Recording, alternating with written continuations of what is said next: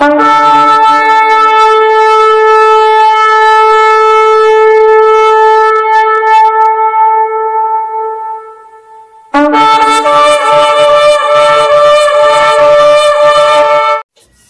Lord ಪ್ರಿಯರೇ, ದೇವರ ಅತಿ ಪರಿಶುದ್ಧವಾದ ನಾಮಕ್ಕೆ ಸ್ತೋತ್ರವಾಗಲಿ.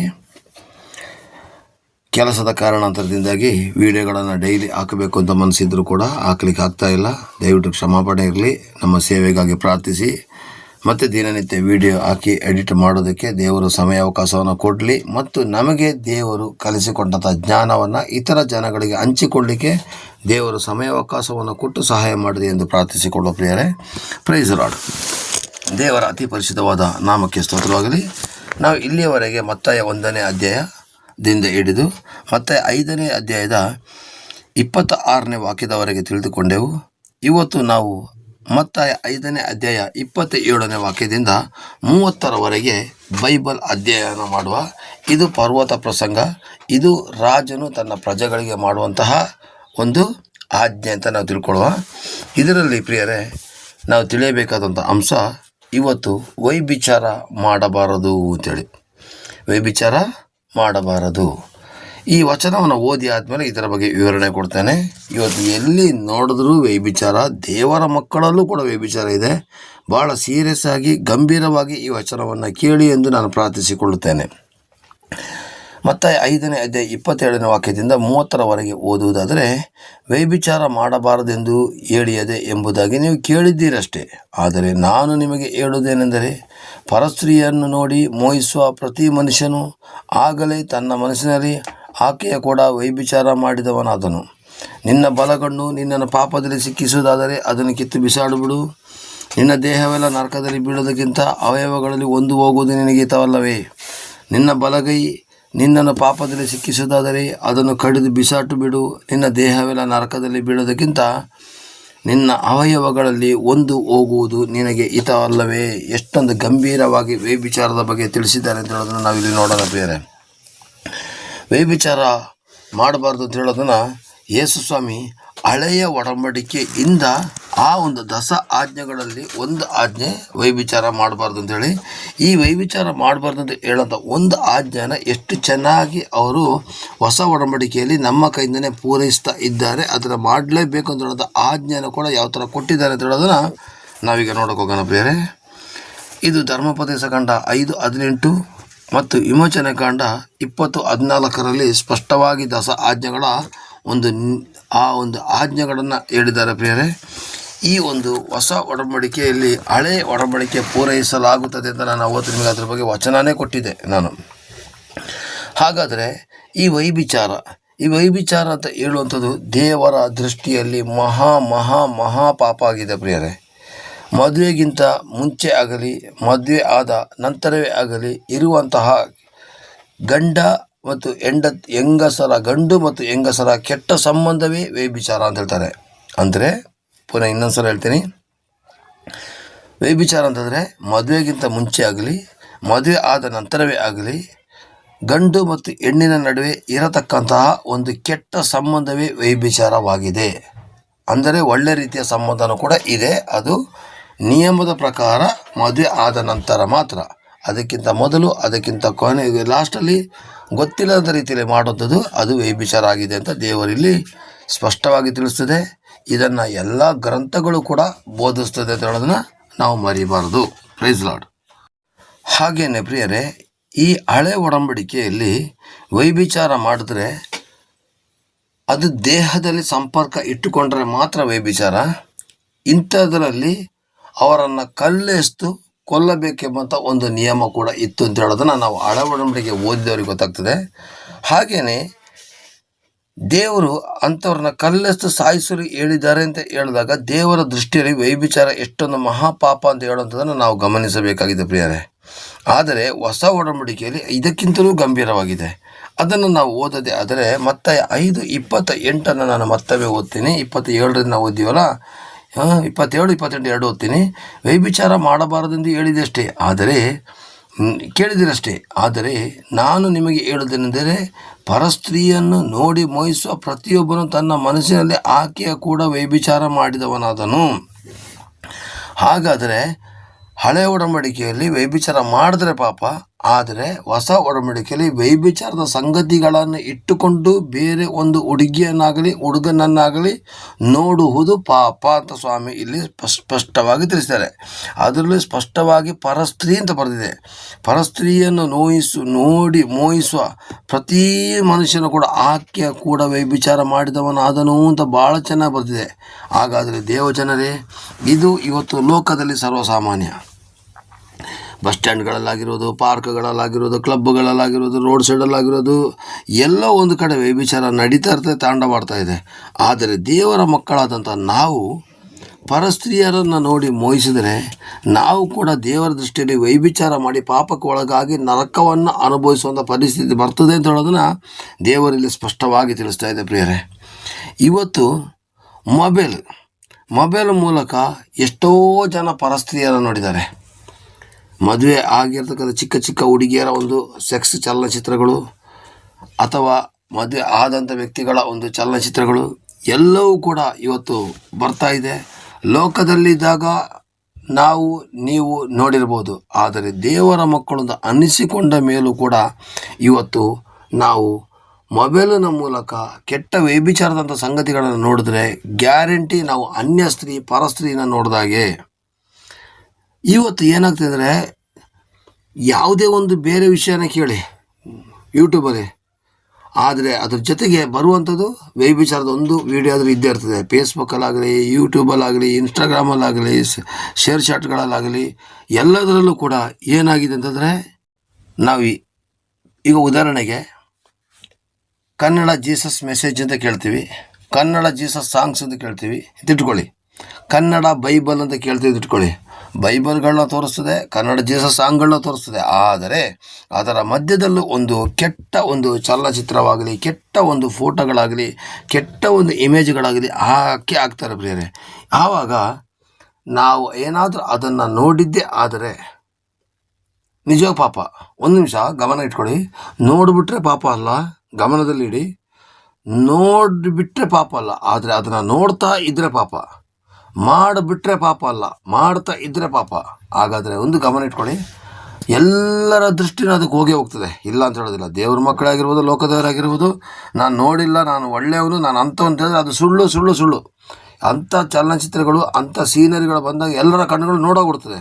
ಬಟ್ ದೇವರಿಗೋಸ್ಕರ ಆ ಕಣ್ಣನ್ನು ನಾವು ತಿರುಗಿಸಲೇಬೇಕು. ಯಾಕೆಂದರೆ ಯೋಬನು ಕೂಡ ಹೇಳಿದಾನೆ, ನಾನು ನನ್ನ ಕಣ್ಣಿನೊಂದಿಗೆ ಒಡಂಬಡಿಕೆ ಮಾಡ್ಕೊಳ್ತೀನಿ ಅಂತೇಳಿ. ಅದನ್ನು ನಾವು ಮುಂದಕ್ಕೆ ತಿಳ್ಕೊಳ್ಳೋಣ ಪ್ರಿಯರೇ. Praise Lord. ಇವತ್ತು ದಯವಿಟ್ಟು ಗಮನಿಸಿ, ಹೆಂಡತಿ ಪಕ್ಕದಲ್ಲಿದ್ದರೂ ಕೂಡ ಪಕ್ಕದ ಹೆಂಡತಿಯನ್ನು ನೋಡುವಿಯಾ, ಅಥವಾ ಮಗಳ ಸಮ ಇರುವಂತಹ ಹುಡುಗಿಯನ್ನು ನೋಡಿ ನೀನೇನಾದರೂ ಮೋಹಿಸುವಂಥ ಪ್ರಯತ್ನ ಮಾಡ್ತಾ ಇದೆಯಾ? ನೀನು ನೋಡುವಂಥ ದೃಷ್ಟಿ ದೇವರ ದೃಷ್ಟಿಯಲ್ಲಿ ಹೇಗಿದೆ ಹೇಳುವಂಥದ್ದನ್ನು ನಿನ್ನನ್ನು ನೀನೇ ಪರೀಕ್ಷೆ ಮಾಡ್ಕೊ ಸಾಕು. ಜನಗಳ ಮುಂದೆ ನೀನು ಉತ್ತಮನಾಗಿರ್ಬೋದು, ಆದರೆ ನಿನ್ನ ದೃಷ್ಟಿ ಯಾವ ಥರ ಇದೆ? ಇವತ್ತಿನವರೆಗೆ ನೋಡಿದರೂ ಕೂಡ ಏಸಪ್ಪನ ಹತ್ರ ಕ್ಷಮಾಪಣೆ ಕೇಳಿದ್ರೆ, ಇನ್ನು ಮುಂದಕ್ಕೆ ನಾನು ನೋಡೋದಿಲ್ಲವೆಂದು ದೃಢ ಪ್ರತಿಜ್ಞೆ ಮಾಡಿಕೊಂಡು ಒಡಂಬಡಿಕೆ ಮಾಡಿಕೊಂಡ್ರೆ ನಮಗೆ ಆಶೀರ್ವಾದ ಗ್ಯಾರಂಟಿ. ಹಾಗಾದರೆ ಜ್ಞಾನೋಕ್ತಿ 6:29 ನಾವು ಗಮನಿಸುವ. ನೋಡಿ ಪ್ರಿಯರೇ, 6:29 ಜ್ಞಾನೋಕ್ತಿ. ನೆರೆಯವನ ಹೆಂಡತಿ ಹತ್ತಿರ ಹೋಗುವವನಿಗೆ ಹೀಗೆಯೇ ಆಗುವುದು, ಯಾವನು ಅವಳನ್ನು ಮುಟ್ಟುವನೋ ಅವನು ದಂಡನೆಯನ್ನು ಹೊಂದದೇ ಇರನು. ನೋಡಿ, ನೆರೆಯವನ ಹತ್ತಿರ ಹೋಗುವವನಿಗೆ ಅಥವಾ ಅವಳನ್ನು ಮುಟ್ಟಿ ಸ್ಪರ್ಶ ಸುಖ ಅನುಭವಿಸುವಂಥ ವ್ಯಕ್ತಿಗಳಿಗೂ ಕೂಡ ದಂಡನೆ ಗ್ಯಾರಂಟಿ. ನೀವು ಮುಟ್ಟುವಾಗ ಯಾವ ರೀತಿಯಲ್ಲಿ ಮುಟ್ತಾ ಇದ್ದೀರಾ, ಮಾತನಾಡಿಸುವಾಗ ಯಾವ ರೀತಿಯಾಗಿ ಮಾತಾಡಿಸ್ತಾ ಇದ್ದೀರಾ ಹೇಳುವಂಥದ್ದನ್ನು ಅವರಿಗೆ ಗೊತ್ತಾಗಲಿಕ್ಕಿಲ್ಲ. ನಿಮ್ಮ ಮೇಲೆ ಒಳ್ಳೆ ಅಭಿಪ್ರಾಯ ಇರ್ಬೋದು, ಬಟ್ ನೀವು ಮುಟ್ಟುವಂಥ ರೀತಿ, ಮಾತನಾಡುವಂಥ ರೀತಿ ಬಗ್ಗೆ ದೇವರಿಗೆ ಸ್ಪಷ್ಟವಾಗಿ ತಿಳಿಸ್ತಾ ಇದ್ದಾರೆ. ಯಾವನು ಅವಳನ್ನು ಮುಟ್ಟುವನು ಅವನು ದಂಡನೆಯನ್ನು ಹೊಂದದೇ ಇರುವನು.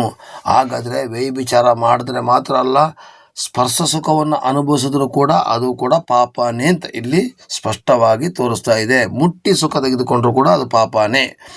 ಈ ಜ್ಞಾನೋಕ್ತಿಲಿ ಅಷ್ಟು ಚೆನ್ನಾಗಿ ಬರ್ತಿದೆ. ಅದಕ್ಕೆ ಹೇಳೋದು ಬೈಬಲ್ನ ಓದಿದಾಗ ಇದರ ಬಗ್ಗೆ ತುಂಬ ಸಂಪೂರ್ಣವಾಗಿ ವಿವರಣೆ ಕೊಡ್ತಾ ಇದೆ. ಪ್ರೀತಿ, ಪರಿಶುದ್ಧತೆ, ಕ್ಷಮಾಪಣೆ, ಇದ್ರ ಬಗ್ಗೆನೇ ತುಂಬ ವಚನಗಳಿದೆ. ಅರ್ಥ ಮಾಡ್ಕೋಬೇಕು ಪ್ರಿಯರೇ. ಬೈಬಲ್ ಓದಿದ್ರೆ ಮಾತ್ರ ಅದು ಅರ್ಥ ಆಗೋದು. ನೆಕ್ಸ್ಟ್ ಅಲ್ಲಿ ಬರೆದಿದೆ, ಆ ಒಂದು ಮುಟ್ಟಿದವನಿಗೆ ದಂಡನೆ ಗ್ಯಾರಂಟಿ ತಿಳಿದಾಗ ಆಗ ವ್ಯಭಿಚಾರ ಮಾಡಿಬಿಟ್ರೆ ಎಷ್ಟು ದೊಡ್ಡ ದಂಡನೆ ಇರ್ಬೋದು ನಾವು ತೀರ್ಮಾನ ಮಾಡುವ. ಇವತ್ತು ಬಸ್ಗಳಲ್ಲಿ, ಥಿಯೇಟ್ರ್ಗಳಲ್ಲಿ ಎಲ್ಲ ಇಂಥವ್ರದ್ದೇ ಅವಳಿ. ಮುಟ್ಟಿ ಸ್ಪರ್ಶ ಸುಖ ಪಡೆಯುವಂಥವ್ರದ್ದೇ ಅವಳಿ. ಇವತ್ತು ಹೊಸ ಒಡಂಬಡಿಕೆ ಪ್ರಕಾರ ಇದರ ಬಗ್ಗೆ ಭಾಳ ಎಚ್ಚರ ಇರಲಿ. ಅದಕ್ಕೆ ಸ್ವಾಮಿ 29ರಿಂದ 30 ಏನು ಹೇಳ್ತಾರೆ ಅಂತ ನೋಡೋಣ. ಅದನ್ನು ಗಮನಿಸಿದ ಆದರೆ ಪ್ರಿಯರೇ, ನಿನ್ನ ಬಲಗಣ್ಣು ನಿನ್ನನ್ನು ಪಾಪದಲ್ಲಿ ಸಿಕ್ಕಿಸಿದರೆ ಕಿತ್ತು ಬಿಸಾಡಿಬಿಡು. ದೇಹವೆಲ್ಲ ನರಕದಲ್ಲಿ ಬೀಳೋದಕ್ಕಿಂತ ಅವಯವಗಳಲ್ಲಿ ಒಂದು ಹೋಗುವುದು ನಿನಗೆ ತಲ್ಲವೇ. 5:30 ಓದುವ, ನಿನ್ನ ಬಲಗೈ ನಿನ್ನನ್ನು ಪಾಪದಲ್ಲಿ ಸಿಕ್ಕಿಸಿದರೆ ಅದನ್ನು ಕಡಿದು ಬಿಸಾಟು ಬಿಡು. ನಿನ್ನ ದೇಹವೆಲ್ಲ ನರಕದಲ್ಲಿ ಬೀಳೋದಕ್ಕಿಂತ ಅವಯವಗಳಲ್ಲಿ ಒಂದು ಹೋಗುವುದು ನಿನಗೆ ಹಿತವಲ್ಲವೇ ಅಂತ ಸ್ವಾಮಿ ಇವತ್ತು ಕೇಳ್ತಾ ಇದ್ದಾರೆ ಪ್ರಿಯರೇ. ಹಾಗಾದರೆ ಅಲ್ಲಿ ಸ್ವಾಮಿ ಎಷ್ಟೊಂದು ವೈರಾಗ್ಯವಾಗಿ ಗಂಭೀರವಾಗಿ ಹೇಳ್ತಾರೆ, ನಿನ್ನ ಕಣ್ಣಾಗಲಿ ಕೈಯಾಗಲಿ ಕಾಲಾಗಲಿ ಪಾಪದ ಕಡೆಗೆ ನಡೆಸಿದ್ರೆ ಅದನ್ನು ನಿನ್ನ ಶರೀರದಿಂದ ಬೇರ್ಪಡಿಸ್ಬಿಡು ಅಂತ ಹೇಳ್ತಾರೆ.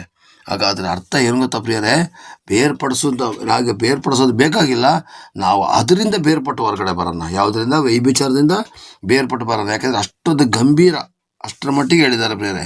ಹಾಗಾದರೆ ಕೊಲೋಸಿ 3:5 ನಾನು ಓದ್ತೀನಿ. ಕೊಲೋಸಿ 3:5 ಓದಿ ಪ್ರಿಯರೇ. ಈ ಒಂದು ಮತ್ತೆ 5:27ರಿಂದ 30ನೇ ವಾಕ್ಯಕ್ಕೆ ಓದಿ ಆಗಿ ನಂತರ ಈ ಒಂದು ಗಂಡ ಹೆಂಡತಿರ ಪವಿತ್ರ ಸಂಬಂಧದ ಬಗ್ಗೆ ಬೈಬಲಲ್ಲಿ ತುಂಬ ಇದೆ. ಆದರೆ ನಾನು ನಿಮ್ಗೆ ಅವತ್ತೇ ಹೇಳಿದ್ದೀನಿ, ತುಂಬ ದೊಡ್ಡ ವಚನಗಳನ್ನ ಕೊಟ್ಟರೆ ನೋಡೋರು ಯಾರೂ ಇಲ್ಲ, ನೋಡಿದ್ರು ಕೂಡ ಲೈಕ್ ಮಾಡೋಂಥ ಜನಗಳು ಕೂಡ ಇಲ್ಲ. ಅದೊಂದೇ ಬೇಜಾರು ಅಂತ ಹೇಳ್ತೀನಿ, ಇನ್ನೇನಿಲ್ಲ. ಆದರೂ ಪರವಾಗಿಲ್ಲ, ದೇವರು ನಮಗೆ ಬಹುಮಾನ ಕೊಟ್ಟರೆ ಸಾಕು ಅಂತ ಹೇಳೋದ ರೀತಿಯಲ್ಲಿ ನಾನು ಇದನ್ನು ಮಾಡ್ತಾಯಿದ್ದೀನಿ. ಈ ಒಂದು ವ್ಯಭಿಚಾರದ ಬಗ್ಗೆ ಮತ್ತೆ 5ನೇ ಅಧ್ಯಾಯ 22ರಿಂದ 30ರವರೆಗೆ ಓದಿ ಆದ ನಂತರ ಅದರ ಜೊತೆಯಲ್ಲಿ ಈ ವಾಕ್ಯವನ್ನು ಓದಿ ಪ್ರಿಯರೇ. ಯಾವುದು ಗೊತ್ತಾ? ಕೊಲೋಸಿ 3ನೇ ಅಧ್ಯಾಯ 5ನೇ ವಾಕ್ಯದಿಂದ ಮುಂದಕ್ಕೆ. ಆದುದರಿಂದ ನಿಮ್ಮಲ್ಲಿರೋ ಭೂ ಸಂಬಂಧ ಭಾವಗಳನ್ನು ಸಾಯಿಸಿರಿ.